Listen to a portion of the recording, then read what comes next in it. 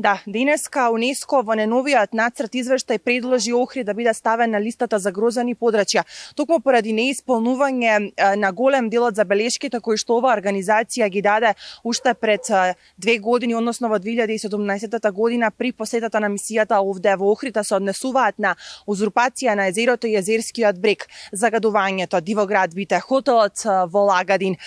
потоа протестите на граѓаните против изградбата на 32-метарското минаре на Али Пашината џамија и уште многу други забелешки кои што се однесуваат на узурпација на Охридско-Струшкиот регион. Денеска тие забелешки се многу построги затоа што УНЕСКО изразува жалење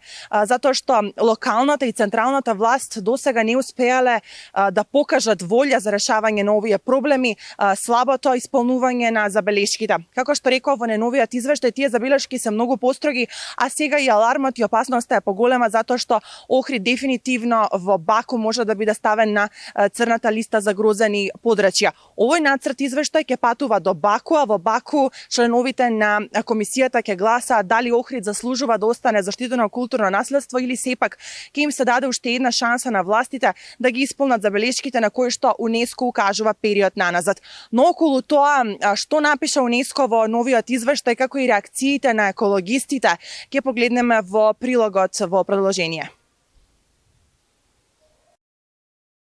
Прогнозите на екологистите се остварија. Во неновиот нацрт извештај УНЕСКО бара Охрид да биде ставен на листата загрозени подрачја. Урбанистичкиот хаос, узурпацијата на езерото и езерскиот брег, хотелот во Лагадин, дивоградбите, Али Пашината џамија и 32-метарското минаре, непостапувањето на властите по забелешките на комисијата овој пат најсериозно го вклучија алармот на УНЕСКО. Во овој извештај кој треба да биде разгледан на конференцијата на Комитетот за светско наследство во Баку од 30 јуни до 10 јули, организацијата повторно бара од државата да воспостави мораториум на какви било урбани трансформации на брегот, да се направи проценка на нелегалните градби и да се утврди нивното влијание на заштитеното подрачје, да се финализира планот за управување со цел да се заштити и одржи заштитеното подрачје, да се имплементираат сите претходни барања на Комитетот за светско наследство и препораките на мисијата од 2017 година. УНЕСКО со жалење констатира и дека малку е направено за имплементација на приоритетните препораки на мисијата од 2017 година.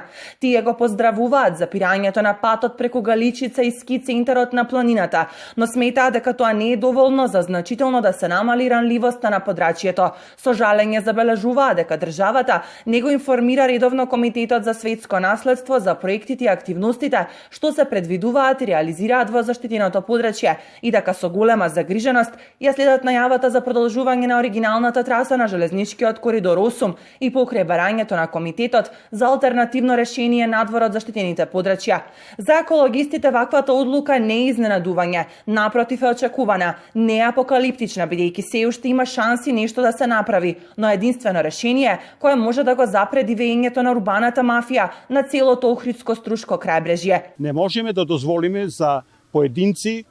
кога станува збор за десетина, стотина, па и милион илјади евра, за луѓе да добијат од некакви си вакви сделки, да загубат 60,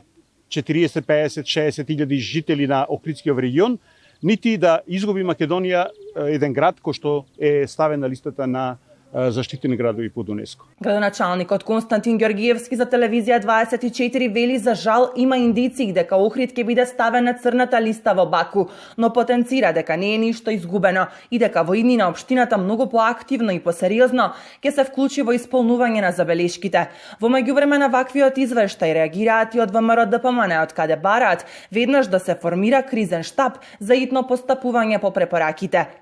Според извештајот, подрачјето се соочува со неповратна трансформација на целокупната поврзаност помеѓу историскиот дел од градот, археолошките локалитети, природното опкружување и самото езеро, што може да се надмине само со големи промени во управувањето, менаџирањето и планирањето и конзервацијата. Бидејќи власта се покажа како неспособна да се справи со проблемот, ние, како опозиција, се ставаме на располагање со сите своји капацитети, затоа што веруваме дека ова е надпартиско прашање, да се вклучиме и заеднички да го спасиме Охрид. Решение што поскоро треба да се бара за хотелот во Лагадин, минарето и Али Пашината џамија, дивоградбите долж езерото како едни од најголемите проблеми за УНЕСКО. Екологистите очекуваат овој пат побрз и посериозен пристап на властите. И како што чувме од прилогот, забелешките се и повеќе од сериозни, опасност Годимна Охрид да биде ставен на листата за загрозени подрачја, алармот е вклучен, но сепак се зависи од тоа како ќе помине седницата во Баку, односно како ќе гласаат членовите на комисијата. Дали Охрид да биде ставен на листата за загрозени подрачја или сепак да остане заштитено културно наследство. Тоа ќе се знае после 30 јуни.